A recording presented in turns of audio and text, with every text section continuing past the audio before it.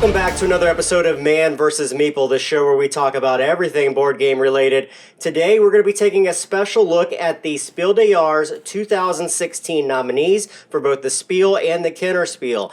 Today, of course, I have my co-host with me, Mr. David Waybright. Good afternoon. I'm glad Jeremy said Spiel des Jahres. I'm just going to say Spiel for the rest of the program. It's quite the pronunciation if you're not a German-speaking person, right? So the Spiel des Jahres is the German board game of the year. The Kenner Spiel des Jahres is the Enthusiast Board Game of the Year award. Yeah. Both of these, the original Spiel has been going on for several years, and the Kenner Spiel just started in 2011 with the first game that won, which was Seven Wonders. Yeah. Which is still one of my favorite games. It's a classic. It's a classic, and it's easily accessible by a lot of people. So let's start off with the Spiel des Jahres, because Sure. these are more of your general mass audience style games. Yeah, I wouldn't say more mainstream, but I think a little bit more family oriented than the Kenner Spiel. Absolutely. So first up on the list we have Imhotep, which is just recently released. That's probably the newest of them, for sure. It is definitely the newest. It was released at Origins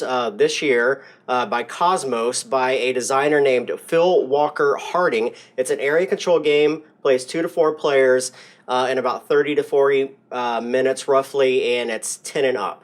Yeah. So we both played it. Mm-hmm. Yeah, I think we saw it at Origins. In fact, they were going to release it later this year, and then they really pushed it up once they got the nomination. So they got it out there in the marketplace, and I think you can find it at your local game store now.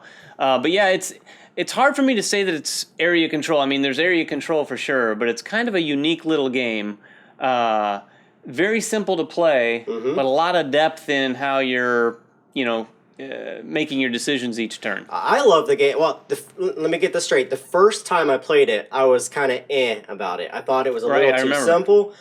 The second time I played it, it really kind of woke me up to what the game was about. There's a lot of cool player interaction in this game by screwing people over. Yeah, pretty much. I mean, the easiest thing you're doing is to screw people over is shipping ships with goods, or stones rather, that you may not even have any stones on them, but on your turn you can choose to ship a ship, and you're basically determining where someone's placing their stones, and it might be exactly where they don't want them. And it's typically not your own stuff, so right. You're basically just moving people aside so they don't get the points on the areas that they were pre-positioning for getting those points during the round. And back to the Spiel, it's a good game, and I can see why it was nominated. Yeah. Because it's extraordinarily simple to play. Anyone can play this down. I've played it with as young as 10 years old, and everyone gets it very easily. And they may not understand the layers of scoring, but they definitely understand what they can do on their turn. You're either placing stones, taking more stones, or shipping ships. It's definitely it's gotten some hidden weight to the game for the fact that there's a lot of good meaty choices on when you time the actions that you take. There's multiple different actions you can take, and choosing those, knowing when other people may be out of their cubes, is super important to be able to place your guys on the cubes. Yeah. If you see them out, you know that you have an opportunity to go ahead of them. It's awesome. Plus the interaction in the game. It's one of the things that, which we'll talk about here next, Karuba doesn't really have. It's basically a solitaire game. Yeah, that is one big difference between that and Karuba, for sure. So speaking of Karuba was designed by Rudiger Dorn, who is extremely popular for his win with Istanbul. Yes. It is a puzzle tile placement game, the first quote-unquote meaty game by Haba Games, which typically do children's games. Yeah. It is a 2 to 4 player game that also plays in about 30 to 40 minutes. What do you think about Karuba? Because I know you and I are very different about how we feel about the game. I like Karuba a lot. The great thing about Karuba, particularly when you're playing with a family and you're playing with a different type of a different mix of players, there's no interaction. Zero interaction. I mean, there's zero interaction. You're basically sitting there working on your own little puzzle. And there's plenty of gamers out there that like that. And I think that's part of, too, what makes a good candidate for the Spiel des Jahres. You're sitting there working your own puzzle, and the game plays so simply. You're just pulling tiles. Someone pulls a tile and says 36 or 32. Right. Everyone grabs that same tile, places it wherever they want to in front of them, or you can use it to move, your pieces along the trails that you're building to the temples. Yeah, to me, the game, it's a little too gateway. It's a little too easy. Well, it's definitely that. It's the setup time for me is also a hassle. Now I know people have said that it's easy, just put your game away in the same sort. Now there's a lot of tiles in the game, 30, and they all have to be numbered around your board so you know where to pick them up. So whoever's designating and pulling the tiles out, that's an annoyance to me. I mean, I don't like games that have this little interaction and these few choices in a game, but having to set up the game for 5-10 minutes. It's not enjoyable. There is a fair amount of either setup or tear down. Right. I generally do it in the tear down. I will organize all the tiles so they're in the correct order, do a little rubber band around them so that the next time we take it off the shelf, we'll play it. Because otherwise, I will say, if I didn't do that and I had to do that during setup, it would not likely come off the shelf. But are you taking it off the shelf? Are you playing this game? I do take it off the shelf. Mostly with family. You know, when we have family visiting in from out of town, this is an easy game to go to play something. You know, there's a lot of people who will I don't want to sit down and play a 2-hour game or an hour-and-a-half game, and they'll play this. I think the big difference between Karuba and Imhotep as it relates to this award is Karuba has that sort of simplicity that I think a lot of former Spiel winners have. Imhotep, to me, almost feels like it's somewhere between the Spiel and the Kenner Spiel. Yeah, a little bit. Not quite typical Kenner Spiel, right, but it's somewhere in between because of the meatiness and the gamer's game aspect of it. I think that's why I enjoy it more, because it does have the tougher decisions to make. It is more of a meaty, enthusiast gamer style game. I agree. Than what Karuba is. And I enjoy Imhotep more as well. I just think as it relates to the Spiel, Karuba's got a lot more of those typical qualities that I think they look for when they're awarding the award. So the last one is Codenames. Yeah, the elephant in the room is Codenames. So Codenames was by Vlaada Chvátil, who did Galaxy Trucker. He's done a crazy variety of games. Dungeon Lord, Mage Space Knight. Alert, Mage Knight. I mean, it's a whole mix of very heavy Euro-style games, right? And then he comes out with this game called Codenames, which is a puzzle, not really a puzzle, but more of a deduction word game that can be played by any number of players. I mean, I've seen groups of 20 people playing this game before, huddled around a table. I've seen people take laughing, enjoying themselves. You can take one copy of this game, theoretically, and bust it out on 3 different tables with all the cards and entertain 12 people at the same time with one copy of the game. The first time I played this, it boggles my mind. The way I would describe it and the way I originally described it, it's like an incredible variation on Password that I can't believe never existed until this game came out. I thought the same thing. The first time I played this game, I played it and I was like, why didn't I think of this? How has no one done this before? How has no one ever done this before, right? And I have played it with a huge variety of people. I mean, this is accessible to a mass audience, to everybody from ages 6 to 90. This is like the Wii U. Or the Wii, even better, the Wii of video games, right? I mean, everybody's playing this game. It's enjoyable. It doesn't run its course, so it never gets old, really. Right. You can always bring this out. Quite honestly, if someone said pick one game out there that everyone could or should have in their collection, Codenames would be the top candidate for that. Everyone would play. I've never met anyone who doesn't like playing Codenames. It's the perfect mix of a game for non-gamers and gamers. Yeah. You know, I have never once had someone come up to me and say, let's play Codenames. I'd be like, no.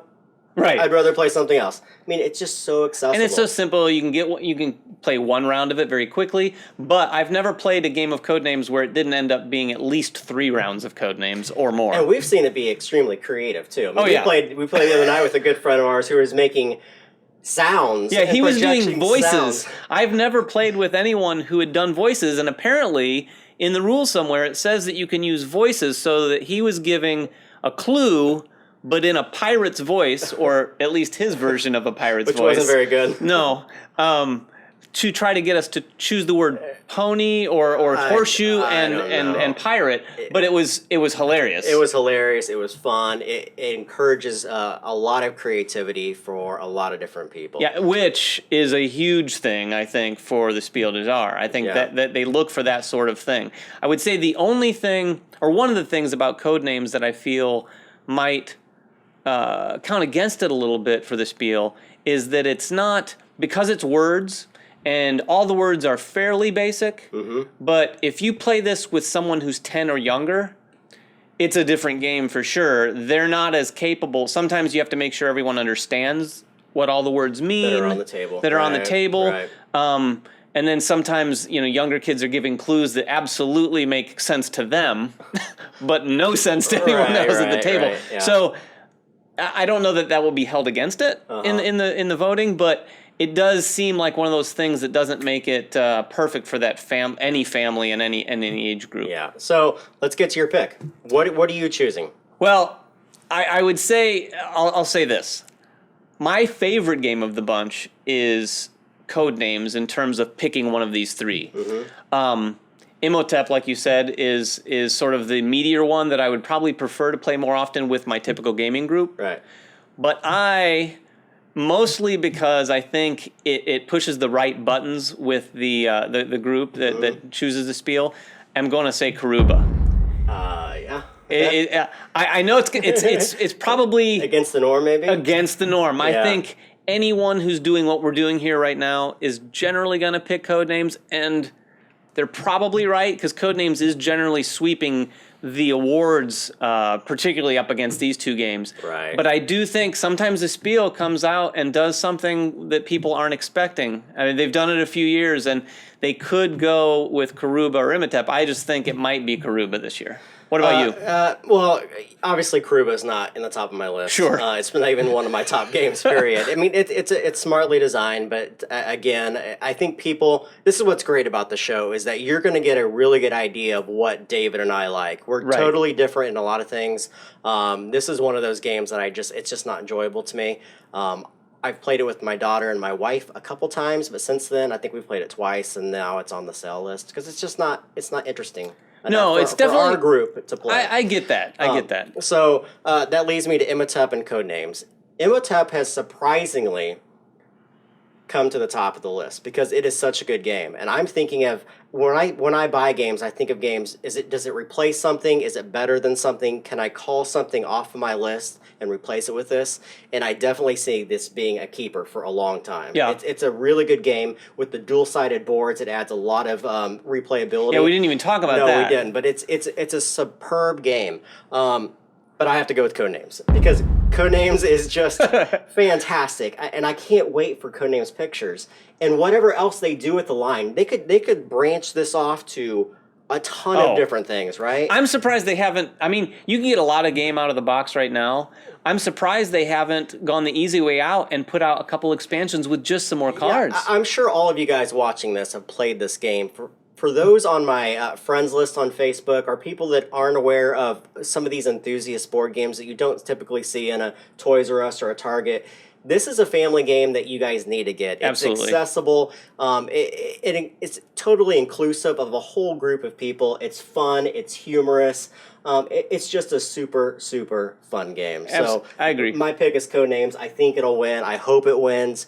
And I wish I'd designed it myself. No kidding. But unfortunately, I did not. So excellent game. So let's go over to the Kenner Spiel. All right. These are the games that we typically play between you and I and our group of people. These are it's called the Enthusiast Board Game Award. So it's your meteor style games. Yeah, it's still not really heavy. No, there's not terribly too many heavy games that fall into this category, but I'd say medium weight Euros will find their way in this list. Right. Light to medium. Right. So let's get to the first one, Isle of Skye. It's by Alexander Pfister, who is on absolute fire. He did Broom Service, which won. He did Mombasa, which is an excellent area control game. And he has a game coming up by Stronghold, which I cannot wait to get my hands on, called The Great Western Trail.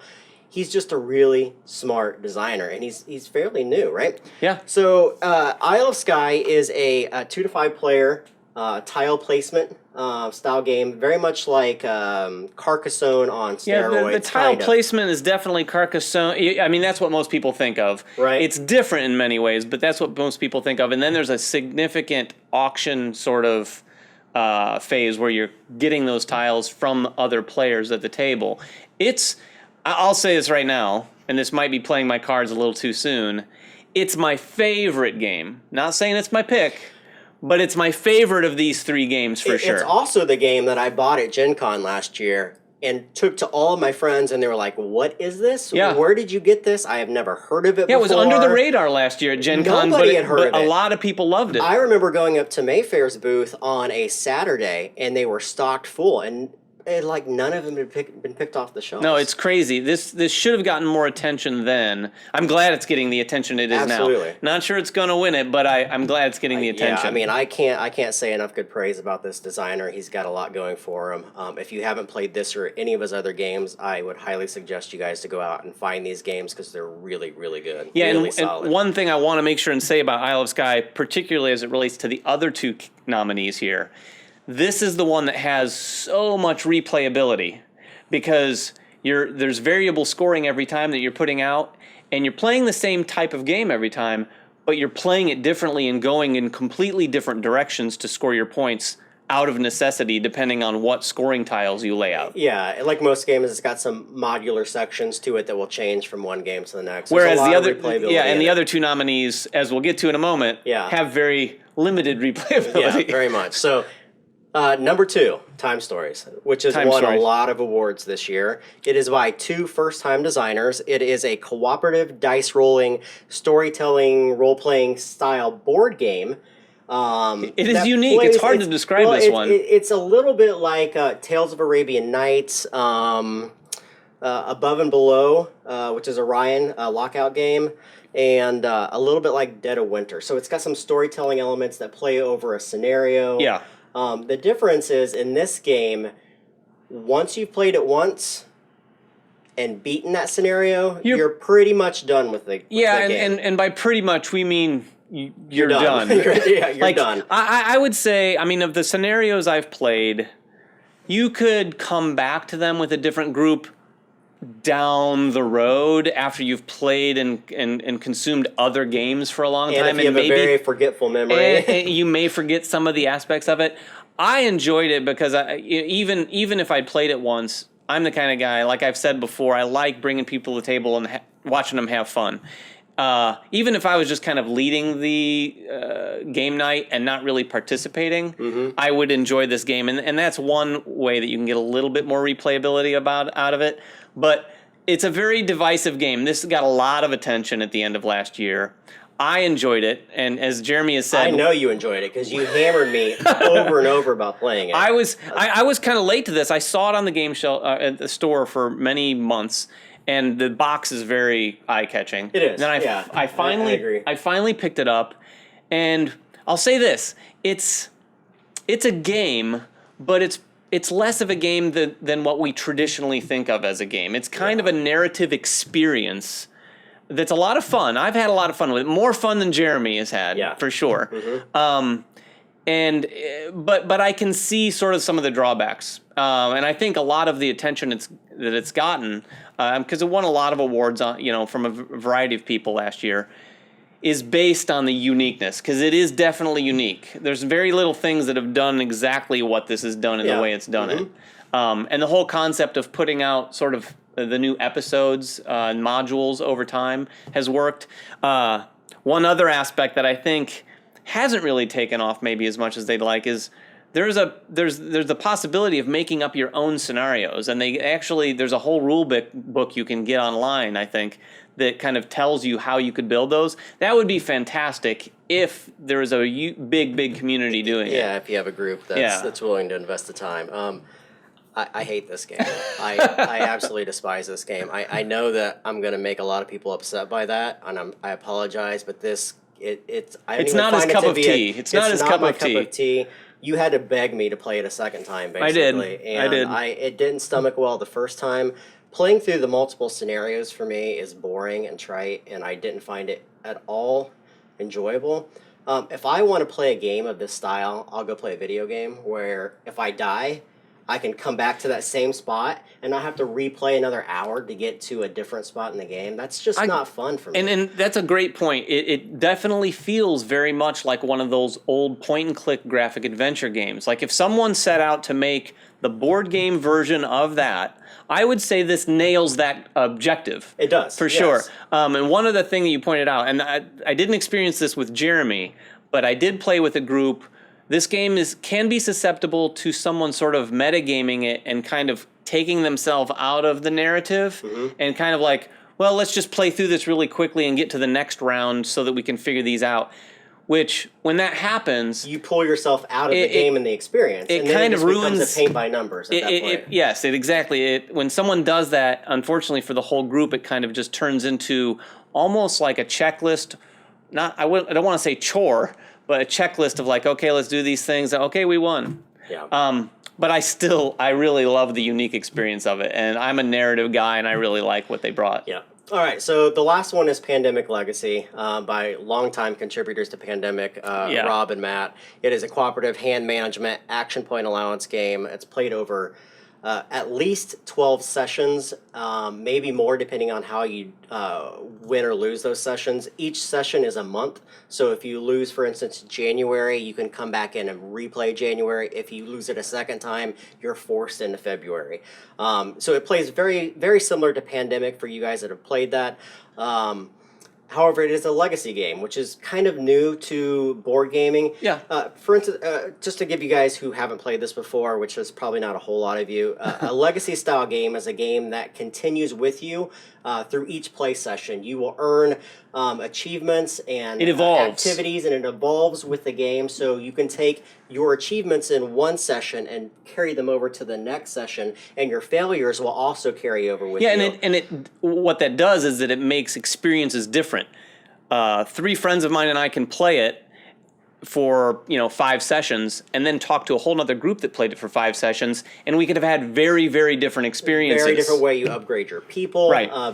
Different way you approach and that's, scenarios. That's the coolest aspect of this to me. This game is what T.I.M.E Stories could never possibly be. It is so involving, and people get so enwrapped in their character and who they are. Plus, it has the ability for people to come in March or in April or in November and then drop out the next month. So it's modular in the fact that anybody can kind of come in and leave as long as you have those 2 base players playing those roles. It is a phenomenal game. Absolutely phenomenal. Yeah, I would say, relating it to T.I.M E Stories, they both achieve this really interesting and unique narrative element. And as I said about T.I.M E Stories, where it's more of an experience and less of a game, this one definitely has more of what you traditionally view as playing a game. It's a gamer's game. Yeah. It's a game. Yeah, it is truly a game in that sense. You pick first. Go. Well, I know you want to pick T.I.M E Stories. No, I don't want to pick T.I.M E Stories because I really think I personally like Isle of Skye the best personally out of these 3. That's the game that's going to stay on the shelf. Well, for a variety of reasons, more than the other 2. But I can't not pick Pandemic Legacy. Yeah. As a prediction goes, that I can't imagine that not winning this award. It's kind of like the Codenames over there, but even more so. I really think this one's going to take it. Yeah, T.I.M E Stories is out for me. Isle of Skye, as much as I want to pick it, and I am rooting for the guy just because I think he is just on fire, as I said. Yeah. He's such a good designer, and I love this game. It's Carcassonne for gamers, and even better than that. But Pandemic Legacy it hits all the right buttons for me. I'm an RPG gamer.